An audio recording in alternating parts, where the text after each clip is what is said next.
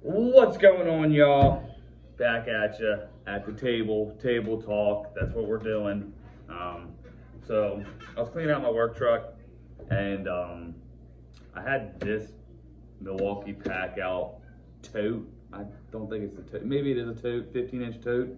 And I figured I'd do a video on it for, say, new dudes getting into the HVAC or gals getting into HVAC, helpers, demo guys, whatever. What I use this bag for is my install bag. So it's my metal install bag because I came from Maryland. Maryland, obviously, it's a lot of metal. We did gas furnaces a lot. There was heat pumps. Did a little bit of plumbing, water heaters, boilers, stuff like that. But when I moved to Florida, there was no metal whatsoever. It's all ductboard. So I do keep this in my truck, but a lot of these tools, some of these tools are in different bags, but I moved them over to here to kind of show this is exactly what I had set up when I would go into a house, start tearing apart a furnace, putting it back together, and kind of give you guys some good ideas on what you can do. But before this bag, I had just had a rigid tool bag, canvas bag that everything was thrown in. And that's how I started out. I mean, that's where you start before you accumulate all the tools. All my tools were hand-me-down tools and stuff like that. And then slowly, progressively bought newer tools, nicer tools, I guess you could say. And but this is what this came about. And I just wanted to bring this to you guys. But once I was actually done with this, the way I started getting into Vito's was my Tech MC.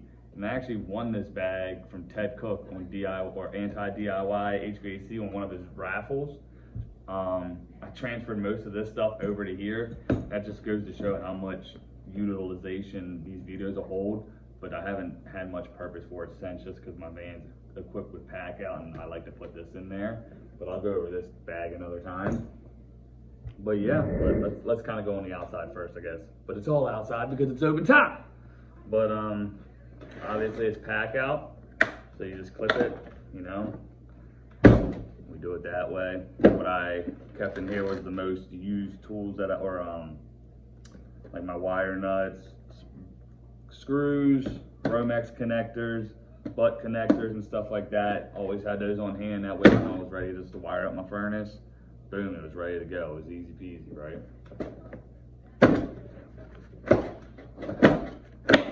Who doesn't like PACKOUT? They had 3 rows of pockets, ones that go right across the back, a couple small ones here, 3 in the front, and the pockets in the back had 2 additional pockets in front of them. So it was actually 3 rows of pockets right here. I utilize that obviously with my tools. Little strap right here for my bender. It was just the perfect place for it. Kept safety glasses, always keep safety glasses on hand. Couple bits here, extension with a Phillips, the Malco bit, of course, a marker, service wrench, small marker, fat marker, non-contact. In the back, which was good, was just it was just an open section to the tote. So what I kept in the back was the impact at all times. You know, you get in there, you start taking the screws apart on the ductwork and all that stuff, ripping everything apart. Always had my gloves, zip ties for when I was finished up working. Got a pair, I believe these are what, the Fairmounts. Yeah. Fairmount tongs. I don't like these. I mean, this is all they started. Were making when I was doing metal. They actually ended up getting back into Stedmans. For you real metal workers out there, you know about the Stedmans. Somebody bought the patent out, and it has a true 1-inch tongue. This one's like 1.25 inches, so you gotta line it up with your markings here to try and get that 1-inch bend on there. Well, obviously use your bender, but you need tongs, you know, bang out the slips and drives. But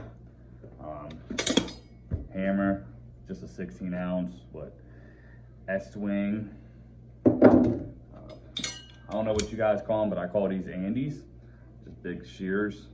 When you're cutting long runs on metal, typically we were dealing with what, like 30 gauge or something like that.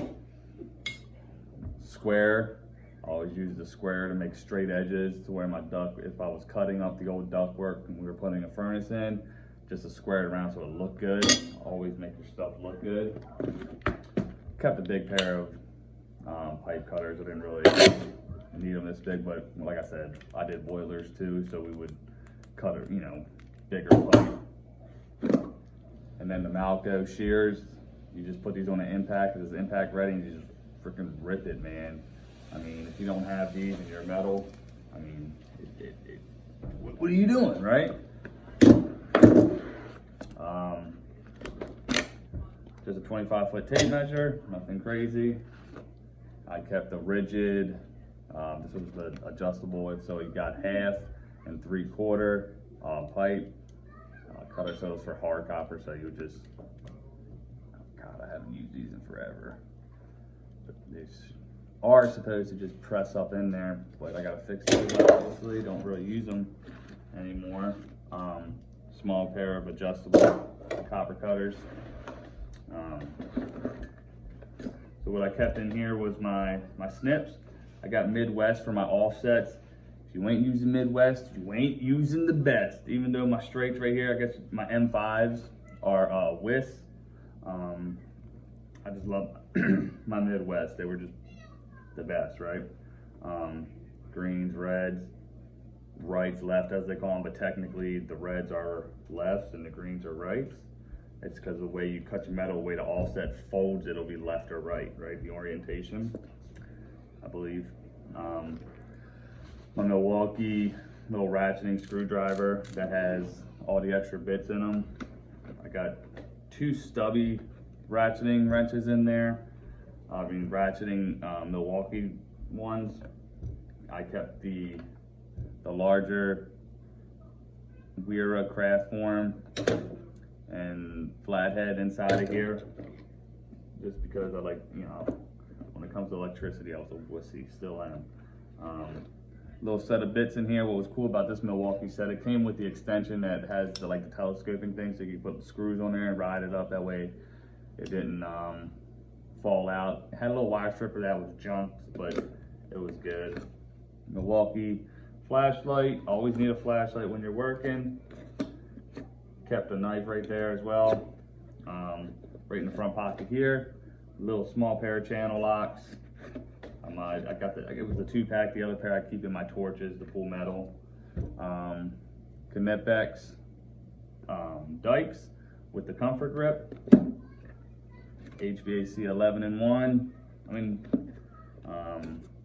pair of the Milwaukee, like they're not tongue and groove, but I guess they are technically, but nowhere near as good as the Cobras. I don't know.